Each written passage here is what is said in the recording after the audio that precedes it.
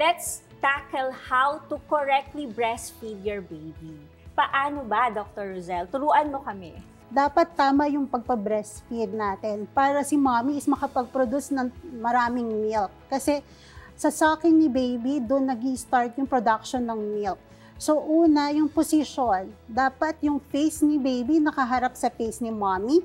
Tapos yung chest nakadikit din sa chest ni mommy. Pati yung tummy, sa tummy din ni mommy. Ang pangalawa is yung pagsuporta ng breast ni mommy para makakuha at masak ni baby ng tama yung nipple ni mommy.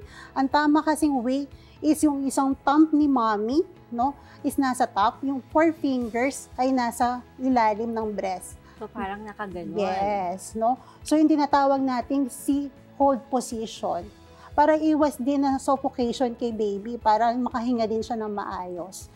Ang isa pa is dapat sakop ni baby yung buong nipple, hindi lang yung tip. Kasama yung 1 pulgada ng areola para makapag-produce ng maraming milk din.